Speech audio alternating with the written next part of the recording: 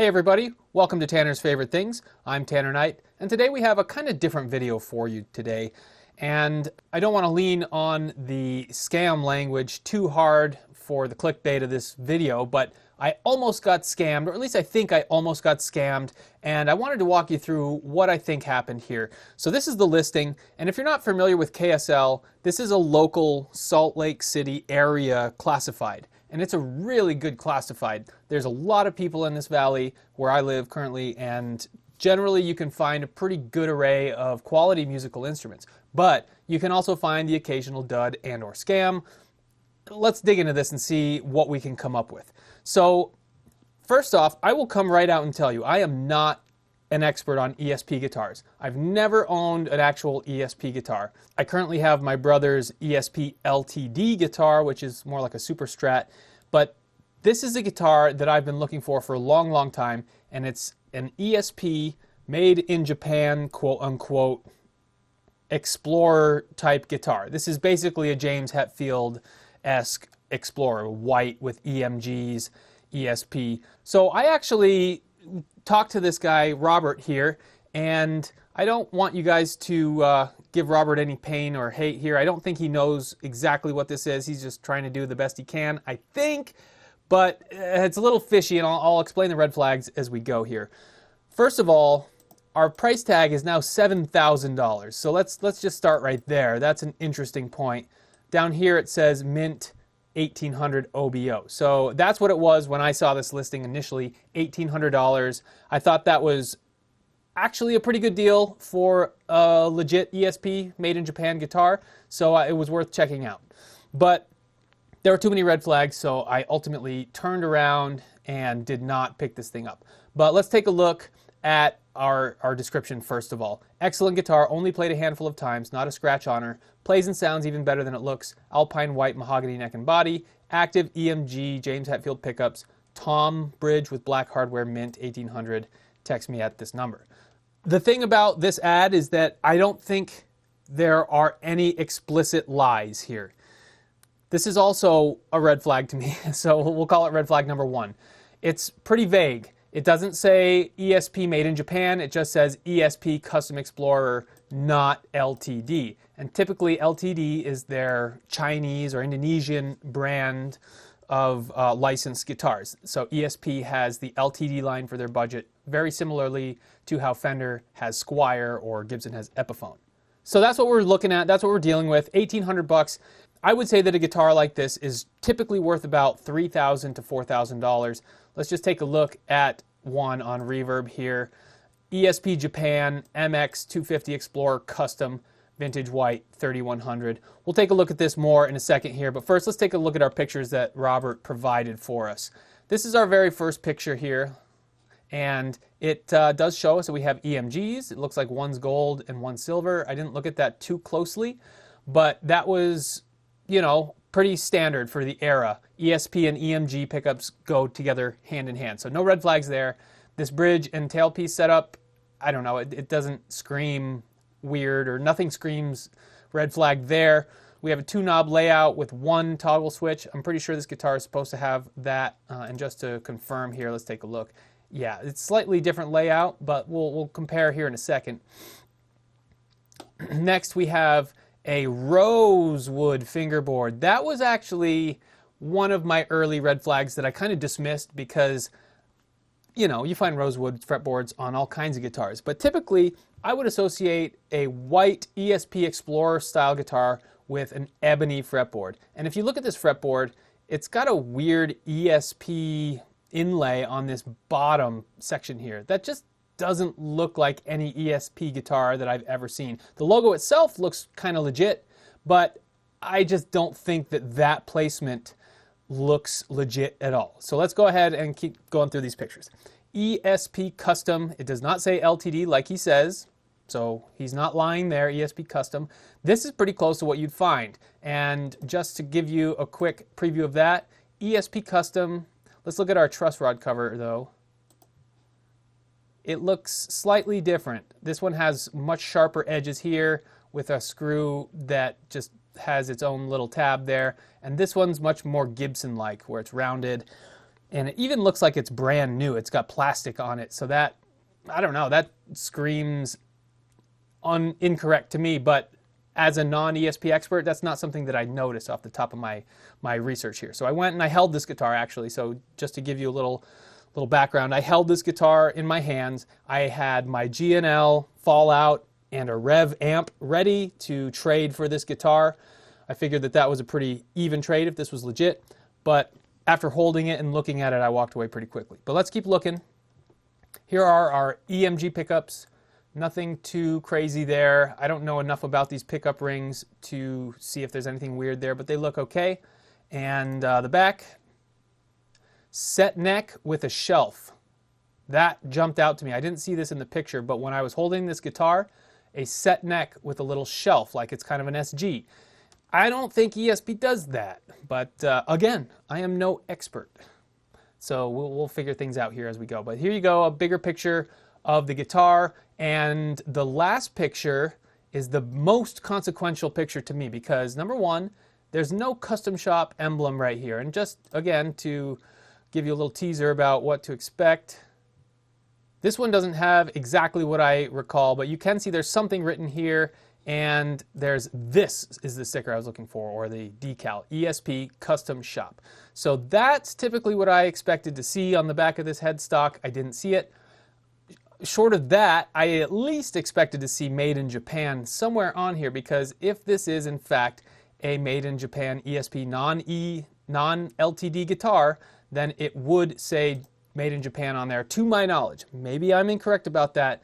But either way, the fact that there's nothing on the back of this headstock, and I expected maybe there was some small print here that I just wasn't seeing, but I wanted to give it a shot and see. And of course, this was pure blank. Here's our shelved set neck joint once again, and these are all the pictures that we have to go on. So there you go. The one thing that I can tell you after holding this guitar is that the finish felt very cheap. It felt like a thick poly finish. Not a really nice custom shop poly or nitro. I'm not exactly sure what kind of finishes they actually use in the ESP custom shop. But either way, this one felt thick and cheap, and it did not scream high-end guitar to me. This in person looked even worse, and yeah, I walked away. So let's go and do some comparison here. I just did a quick search for ESP Explorer type guitar, and there's quite a few here. This is the one, this is a great example here. So nice, we have a volute, we have what appear to be Sperzel locking tuners, ESP custom guitar. This is a legitimate ESP custom. And let's take a look at what this website is. First of all, this is Guitar Collectors 92 to 2000 ESP. So these are basically verified collectible ESPs. And this is what it looks like. So let's do a quick comparison. We have our knob spacing. Looks a little weird. This one's a lot closer. That one's a lot farther away. Maybe, you know, could be justifiable by year and whatnot. But either way, you're not seeing that weird ESP thing on the fretboard. We have an ebony fretboard, like I mentioned. Here's our headstock. This one does have a different truss rod cover, so maybe they did change them up quite a bit over the years, and maybe they had one that looks like this. But either way, this is different from both this one and the one that we find on this guitar. Well, I guess it looks a little closer to this one. But let's keep going here in our white one, which is a pretty good representation. Also a bolt-on neck. I'm sure ESP has made set neck Explorers in the past, but you can see this one's a bolt-on neck. Here's a closer look at that. And our serial number here, that's a good indicator that it's correct. And of course, ESP custom guitars. So that's what I expected this guitar to look like, and it didn't. It did not look like that at all. Just for some more quick reference, this is another ESP. This one also kind of looked fake to me because it does have this diamond plate style of finish, and our headstock looks a little weird. We got the cross inlays, which I think is a Hetfield type original. So this is probably more representative of a James Hetfield specific guitar, but let's take a look at our back here and our back plate. So that doesn't look terribly different. It's got one screw here, and this looks like it might have, well, it's one screw here. Yeah, it's different. The screws are in different locations, so, well, I don't know. It's kind of hard to tell, but it looks like screw here, here, and here versus a screw here, here, and here. And it's a little rounded. So subtle variations, but again, we do have ESP Custom Shop. That seems to be the most important thing here. This one from Reverb, this does not have a year on it. Let's see if we can find a year. Oh, made in 2008. So this is a more recent one, not a 90s. But here you go. This is a good example of a set neck ESP Explorer type guitar. Let's see if they have a better picture of that joint. Look at that. No shelf. It looks like some jackwad took the original strap lock placement and moved it over here, which I don't know if that's a good or bad thing. It's probably bad, but either way, you can tell there's no shelf right here. And you can see it does look like a poly finish. I would say this is poly, and it's shining, kind of like poly, but it doesn't look as thick and goopy as the guitar that I was holding earlier. Here's our bridge and tailpiece. Let's see if we can discern anything from our bridge and tailpiece. Kind of hard here. It looks,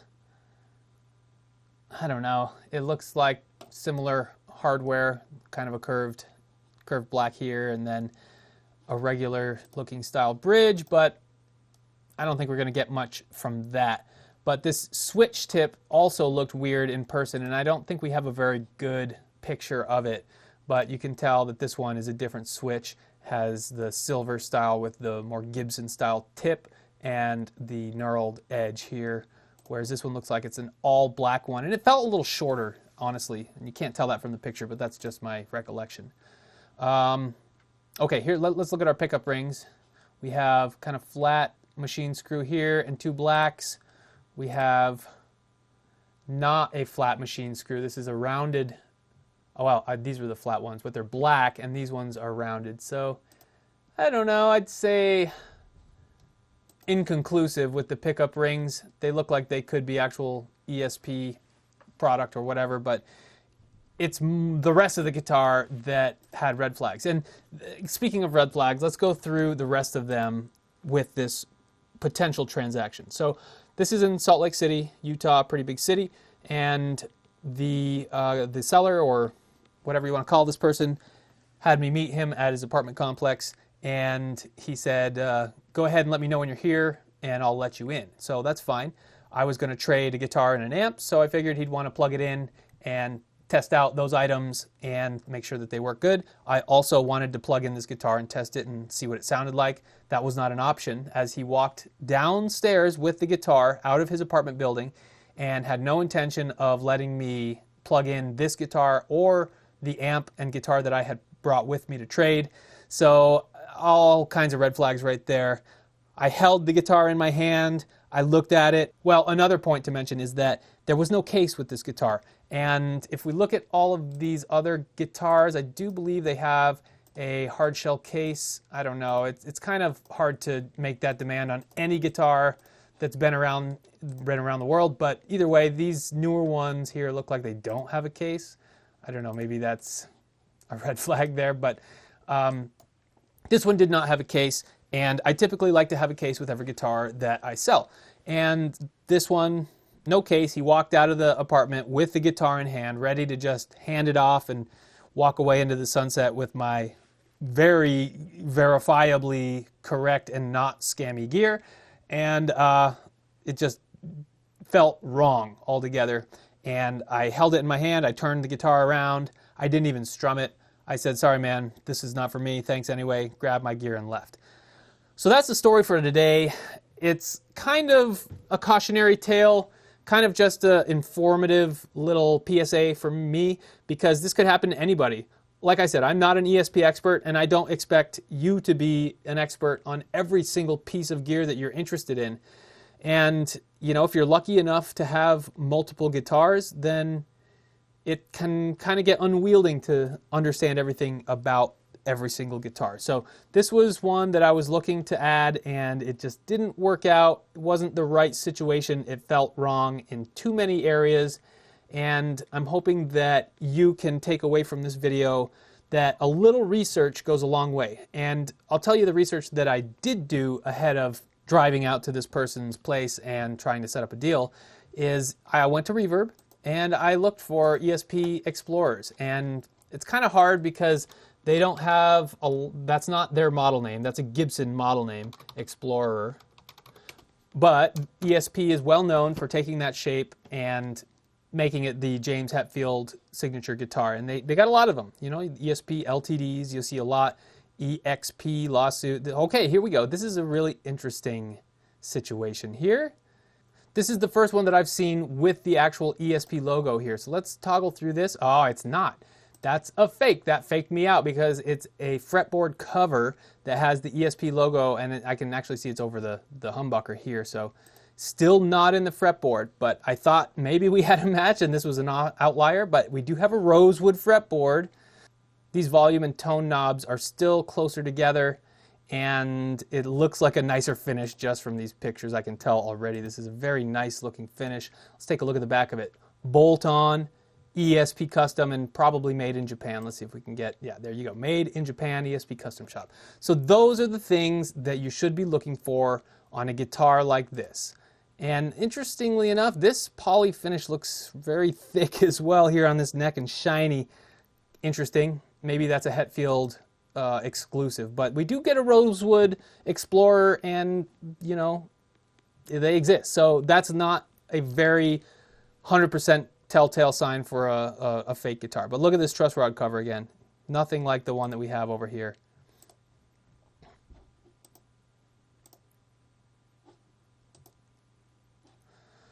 So very different. So anyway, that's my story. And who knows, maybe I'm a fool and I missed out on this excellent guitar that is an actual real guitar that just feels fake. But either way, I was not willing to put my verifiably high quality gear on the line for this guy here.